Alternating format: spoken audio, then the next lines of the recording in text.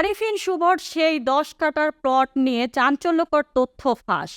ঢাকায় সিনেমার বর্তমান প্রজন্মের নায়ক আরিফিন শুভ ২০২৩ সালে মুজিব সিনেমা দিয়ে বেশ আলোচনায় আসেন, কেননা তিনি সেই চলচ্চিত্রটিতে ১ টাকা পারিশ্রমিকে অভিনয় করেছিলেন।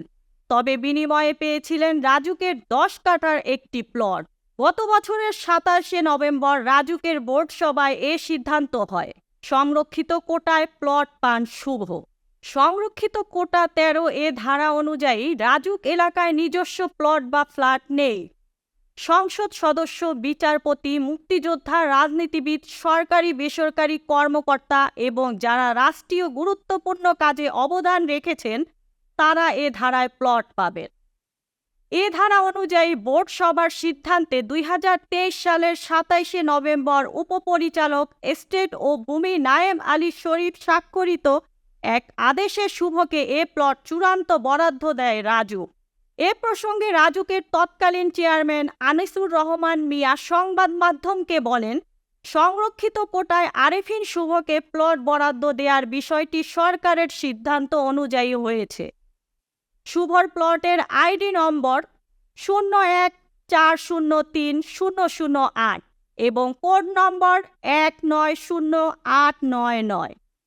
রাজুকের বরাদ্দ নীতিমালা অনুযায়ী সংরক্ষিত কোটা ১৩ এ ধারায় ১০ কাটার এ প্লট বরাদ্দ পান অভিনেতা।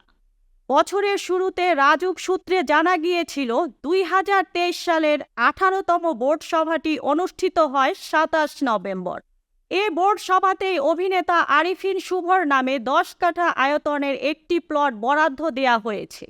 পরে পূর্বাচল নতুন শহর প্রকল্পের দায়িত্বপ্রাপ্ত কর্মকর্তা অভিনেতা আরিফিন শুভর বসুন্ধরা আবাসিক এলাকার বাড়ির ঠিকানায় চিঠি দিয়ে বরাদ্দের এ সিদ্ধান্ত জানিয়ে দেন।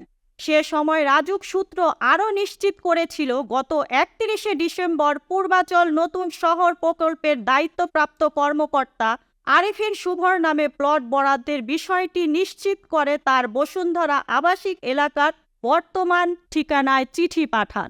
তবে শুভ বিষয়টি নিয়ে নিশ্চুপ ছিলেন। তখন বলেছিলেন, এর মধ্যে এক বড় ভাইয়ের সঙ্গে দেখা করতে গিয়েছিলাম, কিন্তু সেটা রাজুকের প্লট বরাদ্দ বা এমন কিছু নয়। যদি প্লট বরাদ্দ পেয়ে থাকি তখন আমি নিজেই সবাইকে জানাবো। এটা নিয়ে আর কিছু বলতে চাই না। এই ছিল এখনকার প্রতিবেদন। নিত্য নতুন সংবাদ পেতে চ্যানেলটি সাবস্ক্রাইব করুন এবং আমাদের ফেসবুক পেজ ফলো দিয়ে রাখুন। মুক্তা পারভেজ, ডেস্ক রিপোর্ট, বিই নিউজ, ঢাকা।